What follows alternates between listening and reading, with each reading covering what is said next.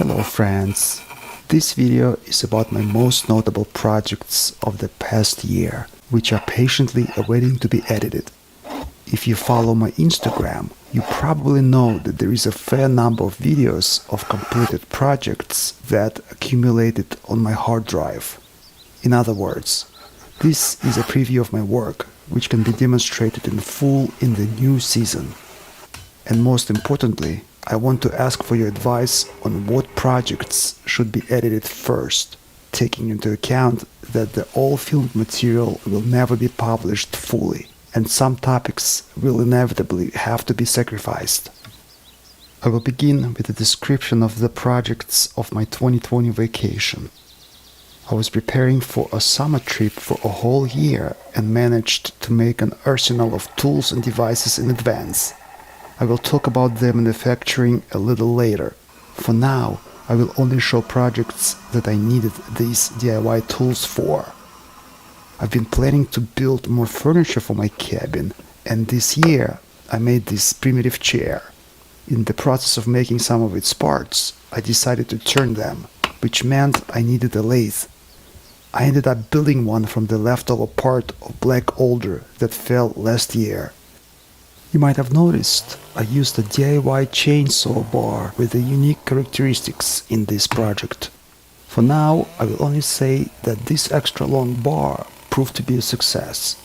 It is a pity that chainsaw bars with such properties are not available for sale. It turned out that using a pole lathe is easier than using a modern electric lathe, and even more fun than using a shaving horse with a draw knife.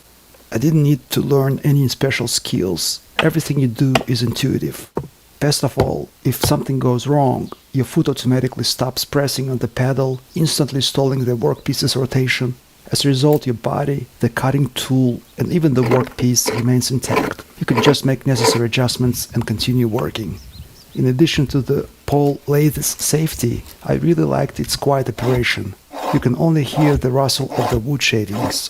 My first impression is exceptionally positive, and I can recommend it for use.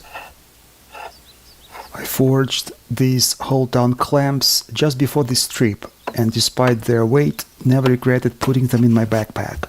These clamps can securely hold even odd-shaped workpieces with ease. To make it more convenient to work with my clogger's knife, I modernized its base. Both its pin and eye hooks can now be used. For full-fledged work on a pole lathe, it is best to have specialized lathe tools. So far, I have only managed to forge a hook chisel. However, now I know exactly what wood-turning tools I need. Forging a second lathe chisel is always easier than the first one.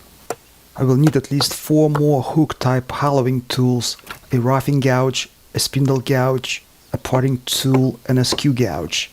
But for now, I could turn parts of my primitive chair using a sharpened screwdriver and a regular chisel. I also needed a lathe for making cylindrical parts of my water wheel-powered washing machine. Technically, it proved to be a rather complicated project. However, having properly equipped my workshop with a topsy-turvy workbench, shaving horse, clogger's knife, tool rack, and other helpful devices, I was able to complete the water wheel project relatively fast. The main design's challenge was that for the sake of washing quality, I didn't use a through axle in the drum. Consequently, I had to mount a hollow drum on a split axle with only one driven side, which was not an easy task. However, as you can see, I was able to finish this project. I installed the drum into a square tub and hooked it up to the water wheel. Now I can wash a fair amount of soiled work cloth with almost no effort by loading the drum with dirty laundry and sliced soap, followed by filling the washing machine with water and spinning the drum powered by the water wheel. While the stream was doing my laundry, I could do other things. For example, I could cook fat-tailed sheep meat in my earth oven nearby. Well, technically, I cooked this meat the day before, and that's when I got my jacket soiled. This is when I made the decision to urgently field test the washing machine the very next day. On laundry day, I feasted on fried quail eggs and homemade Advoko cheese. In field conditions, with no experience and in a hurry, it wasn't easy to brown the cheese perfectly. Saying that, I wouldn't mind eating this cheesy egg dish almost every day. It is truly a delicious combo. The mechanization of manual labor surely frees up a lot of time, but it is important not to forget to stop the washing machine in time. While the water wheel is doing useful work, you can leave it unattained and do other things. However, the lack of automation makes it necessary to periodically monitor the operation of the water wheel and washing machine. As you may imagine, a pine cone falling from a tree can jam the drum, but the water wheel wouldn't stop spinning. As a result, the damaged axle would have to be repaired. Among other things, the complexity of manufacturing this washing machine was contributed by the fact that the washing machine's axle was also used to drive an improvised generator made from an electric screwdriver. My mini hydroelectric power plant was able to charge a lithium iron phosphate battery to as much as 105 amp-hour. This summer, I also charged this battery using 2 solar panels. Unfortunately, we don't have much sun in the north, even during the day, so the hydroelectric power station supersedes in practicality in any case. Additionally, I installed a mobile signal amplifier on this pine tree. There were so many viewers strongly recommending it under a previous video where I made phone calls from this tree that I simply could not look past it. This mobile signal amplifier needs electricity, not to mention the drone and other video equipment. Do you think my efforts to install the antenna on the pine tree paid off? Did I manage to lower the signal reception area closer to the log cabin camp? Getting back to the topic of hydroelectric power, my homemade power plant allowed me not only to implement electric lighting in the cabin and to power the signal amplifier, but also to use a corded side grinder through an inverter. I completed a project of making a granite griddle, or rather a granite cooking stone. Last summer, I brought this granite slab from the shore of Ladoga Lake to the cabin camp.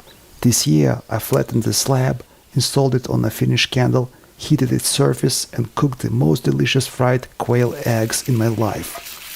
I don't know what was the special from this cooking technique. Perhaps it was the huge heat capacity of the granite frying surface, or the candle's smoke. Maybe something else, but the fried eggs were simply out of this world. I strongly recommend you to try this out too. By the way, washing such frying griddle is not difficult at all, so I'm not planning to build a water wheel powered dishwasher. Although, who knows? The water wheel has an enormous potential. This is why I decided to build a water wheel powered sharpening station. Initially, I planned to make a grinding wheel from a tree stump, but was unable to find a suitable log of the right diameter among the falling trees. They either were too skinny or too rotted and were not suitable for the task. So I decided to assemble the grinding wheel from smaller pieces. As a result, the project became more complex and time-consuming. Initially, I allocated half a day for it. It ended up taking much longer. I glued the grinding wheel from 8 wooden segments. I first fitted the grinding wheel's central hole to the water wheel's octagonal shaft before gluing the segments together. Then I installed the glue up on the shaft, and after having suspended the water wheel assembly on standard sliding bearings, I shaped the wooden drum to the required diameter, using the water wheel mechanism as an improvised inertial lathe. It sounds tricky, but there is nothing really tricky here in reality. This precision work took a lot of time though. The difficulty was in the fact that the drum sanding belt's feet could not be messed up. If you shave off too much material, you can't easily restore the drum's diameter. I also feared that the slight difference in the sanding belt's circumference would not allow them to be easily changed on the drum. I think that an ability to quickly change belts of different grit values is important. But despite the difficulties, everything worked out well, and I was able to use my newly built contraption for sharpening all of the cutting tools, such as the clogger's knife, two-handed chisel, and scrapers. I also shaped and sharpened a recently forged hook gouge. I even managed to sharpen the cutting edge on my most complex forged hand tool, a twist auger or navar. The process of forging this auger is probably worthy of a separate video. And of course, I've retouched the cutting edges on my knives, axes and small chisels. You may get the impression that I was only sawing, planing, drilling, sharpening, digging and planting, but this is not so. I was still actively procuring food. I fished as well as collected edible mushrooms and wild berries. When the weather gets bad and it rains most of the day, it gets harder to stay motivated to do construction work under the open sky.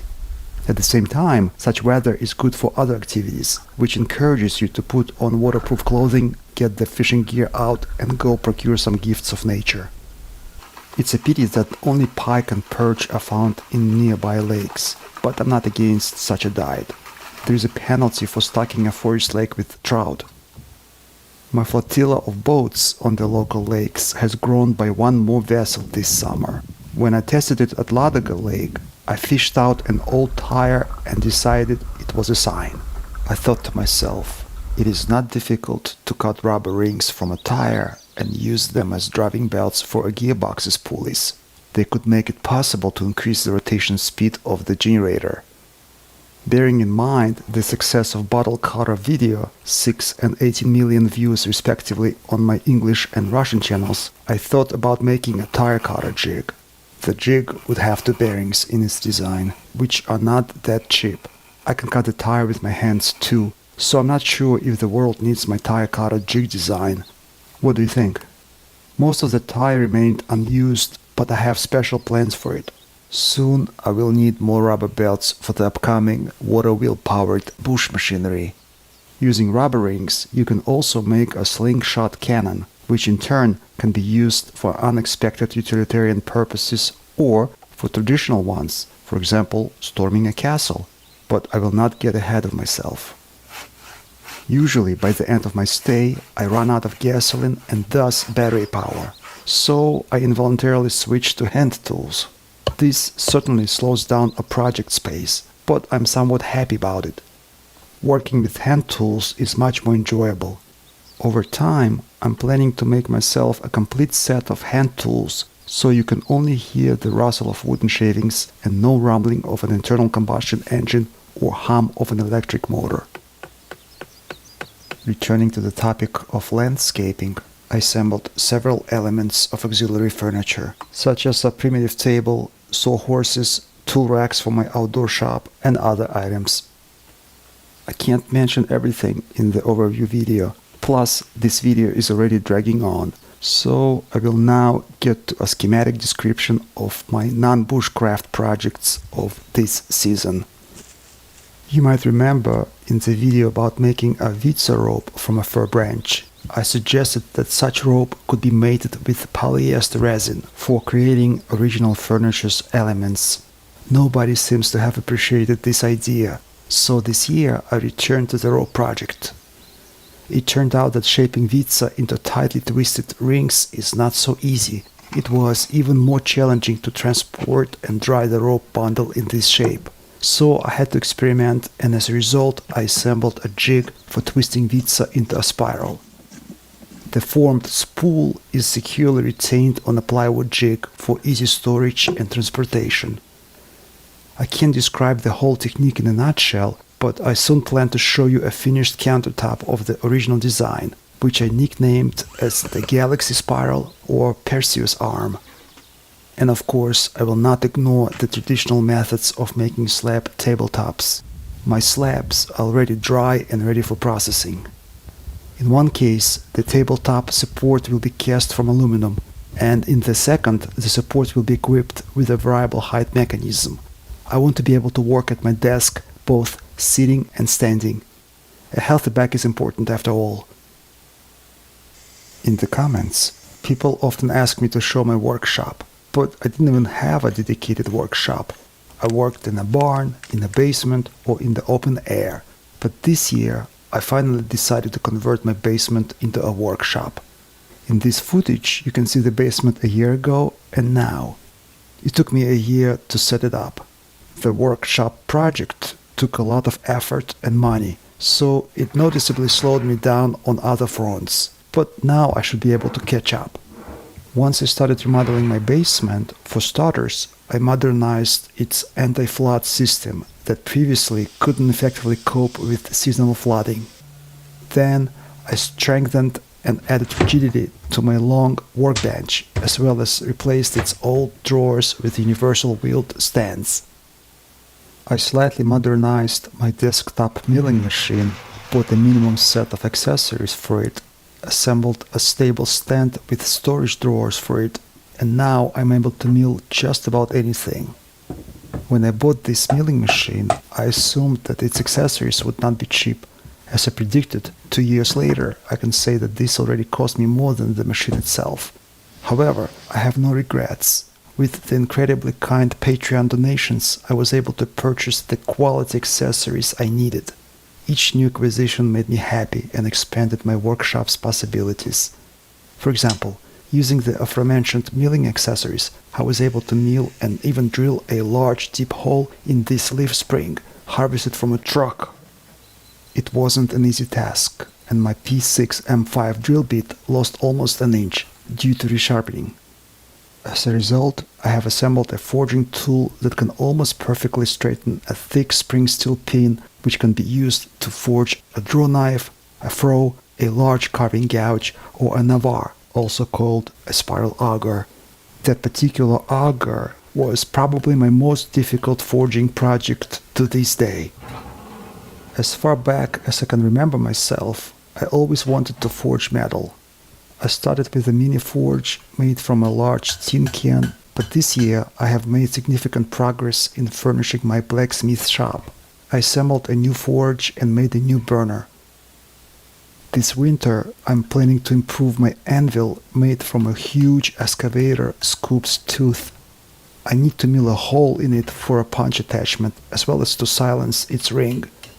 I also want to make a blacksmith leg vise, which is one of the most important tools in a blacksmith's shop. Then I will open new horizons on artistic forging and tool making. I know there is a trend to forge knives from drill bits. I forged one this way myself. However, a knife is a primitive product compared to a screw auger. I love and appreciate the primitive aesthetics of a knife, but it is still a pity that people pay so little attention to other hand-forged tools.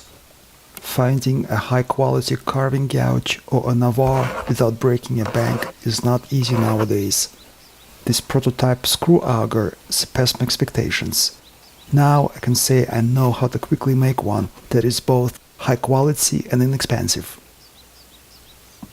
I recently acquired a Class 1 accuracy granite surface plate and a metal hand scraping set, which included 3 scrapers and a small roller with oil-based marking paint. First, I lapped my straight edges to make sure they are true. Then I restored the geometry of my lathe's crucial parts by hand scraping a saddle square, a surface plate, a compound slide table and carriage. Once done, I noticed an increase in the lathe's rigidity, which enhanced the surface finish overall. For the next lathe upgrade, I want to procure a granite slab to mount my lathe on it. Fortunately, they are prolific where I live. This is when I might edit a video about this epic lathe improvement adventure.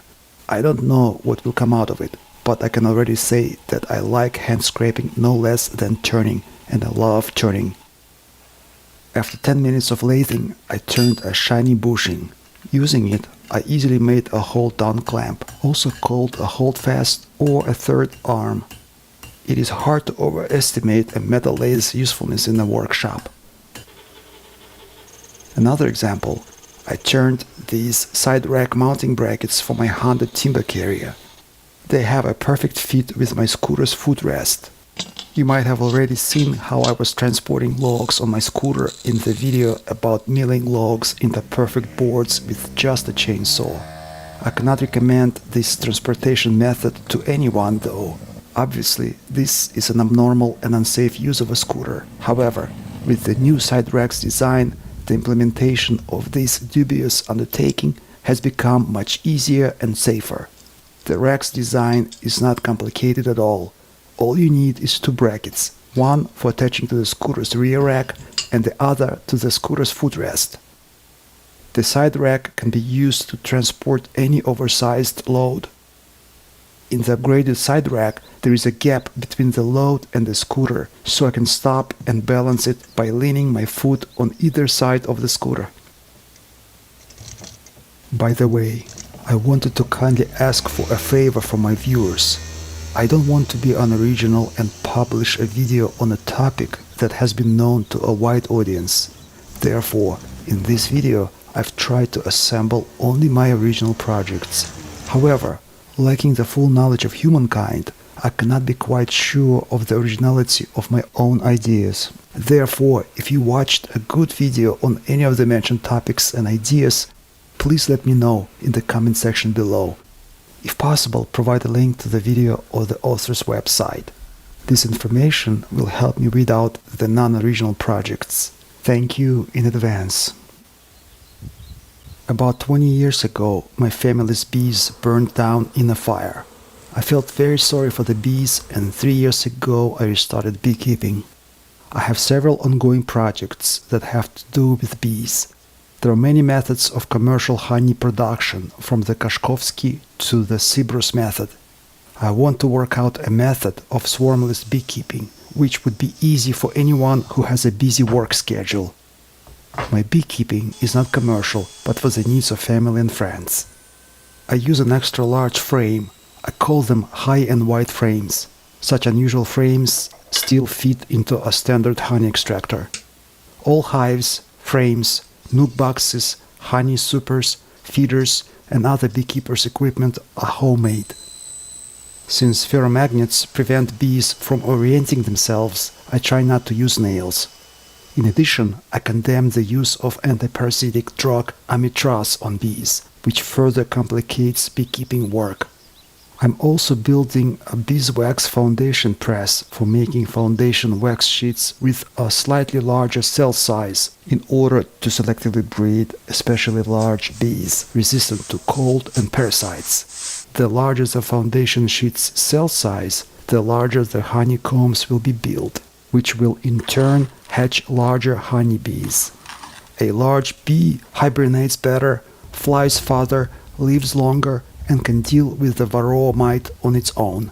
It sounds like a magical solution to all beekeeping problems, so it is worth trying to make a beekeeper's dream come true. Last year, I had several interesting adventures at once. I crossed the Vepsky uplands, and what is especially interesting, I visited the pole of inaccessibility of Eurasia, the Puturana Plateau. There are no roads and settlements for thousands of kilometers. You can only move here by rivers or by air. This is absolutely wild territory. The north is my love, and the Puturana Plateau is a quintessence of everything that I love so much in the north. The harsh beauty of northern massy rocks reflects in the crystal water. I don't know if it is a relevant topic for my channel, but if I get enough interest from my audience, I might tell you more about my adventures in the wild. Ever since middle school, I was interested in slash and burn agriculture, typically used as a method for clearing forest land for farming. I really wanted to learn the real price of bread, which was so appreciated by our ancestors who inhabited these risky farming lands. I could not carry out a full-fledged experiment, but I implemented a small-scale representation of slash and burn agriculture. Taking necessary precautions, I cleared a small section of open forest land with fire and made a small clearing. Then I sowed rye, harvested it, threshed the rye ears, winnowed it from the chaff, ground the grains into flour, and finally baked a loaf of bread in my earth oven. In the process, I made some unexpected discoveries. For example, I was surprised that it was impossible to fully burn out young moss with a bonfire. I had to set fire to it at least twice. Obviously, our ancestors did not use bonfires, but set a controlled ground fire that burned out everything, including bushes and large trees. This past year, I was also refining some of my handheld power tools. For example, a sliding pair of aluminum on aluminum is obviously not the best solution for a track saw and its guide rail. Of course, you can buy a top-of-the-line Muffel or Festool track saw, but I don't make a living with the tool, so I chose to improve this budget track saw. In some cases, using manual fine-tuning, you can achieve a better result than that of a well-known brand. As you can see, it is not difficult to mill the slots in the track saw's sole for inserting PTFE anti-friction pads, and the result speaks for itself. The saw slides nicely after about a dozen small tweaks. Of course, it takes time, but you have to pay the price for a comfortable and accurate cut. By the way, this year I made a custom guide bar for my chainsaw with non-standard features which cannot be found in the store. The making process was quite straightforward and simple. With this guide bar, it is easy to make perfectly straight cuts. One can easily mill perfectly straight boards even without using swinging motions. Equipped with an upgraded chainsaw, I feel less constrained in materials than in a lumber warehouse, because I can easily mill a specific piece from a falling tree right in the woods. If you're watching this video a considerable time past the publication date, some projects briefly shown here might have already been edited and published. For your convenience, I will be adding links to them down here as they come out. Finally, I will list a few unfinished projects. I have long wanted to learn to make copper casts using sacrificial burnout molds. The technique turned out to be more difficult to master than I thought. I have already ruined 4 sacrificial molds to make a copper frame for this amber type. It is known that the higher the melting temperature of the metal, the higher its fluidity and the greater its shrinkage. If you underheat the crucible, it won't pour. If you overheat it, you're risking to spoil the casting's small details. Here you need experience or advice from a knowledgeable person. Compared to aluminum, copper is more refractory, and therefore it can be heated more without the fear of excessive shrinkage, but its fluidity is noticeably lower. In addition, when melting copper, you have to use a ceramic crucible, which is a big hassle. You're looking at a buzzing, killing machine that feeds on honey and was caught near my hives. But it was not the honey that attracted the hornet, it was the bees. Hornets feed their babies with bee larvae. One hornet family can exterminate a 40,000 bee colony in just 2 weeks. I feel sorry for both the bees and the hornets, so I'm designing and testing a non-lethal hornets trap so I can catch them and release them elsewhere. For 8 years now, I've been slowly building this large shed. On the ground floor, in addition to a sauna, there will be a room for beekeeping. On the second floor, I'm building a woodworking shop. The construction of the shed turned into a collection of mistakes and construction delays. My mistakes are my wealth, and all this wealth is reflected in the video archive. Perhaps in the new year I will share my experience of training the body in order to increase resistance to altitude sickness. Even though I was the oldest member of a group of mountaineers on a trip to Mount Kilimanjaro, I successfully summited Uhuru Peak. I think that my apnea training method was the key to the successful ascent. The weather conditions on the day of the summit forced the absolute majority of those climbing Uhuru Peak to turn back, which makes the completed climb even more valuable to me. However, I'm not sure if the world needs my speculations on the semi-medical topic of oxygen utilization by the body, the intercellular membrane trainability, heliox therapy, hyperbaric oxygenation, and a counterpulsation procedure for a healthy person. Finally, this long video came to an end. It is very difficult to assess finished work for completeness. There is always something to improve.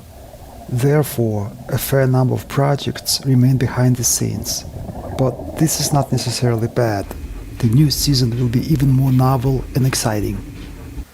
Friends, I'm very pleased that you watched this video to the very end, which means my efforts were not in vain. If you didn't like the video for any reason, then by all means let me know about it. I read all the comments. Postscriptum. I would like to draw your attention to the fact that we are co-authors, and your role in the developments of the channel is arguably more important than mine. Yes, I come up with the plot, film it, voice it over, edit the video, and make the final decision, but I'm only a co-pilot. I'm pleased that our channel is in high demand. If you liked this video, perhaps you could share it with your friends. Let good people watch good videos. PPS. Below I left a link to my DIY projects playlist, as well as playlists about my log cabin building, bushcraft projects, kayaks making, and outdoor cooking. I hope to see you back on Advoko Makes.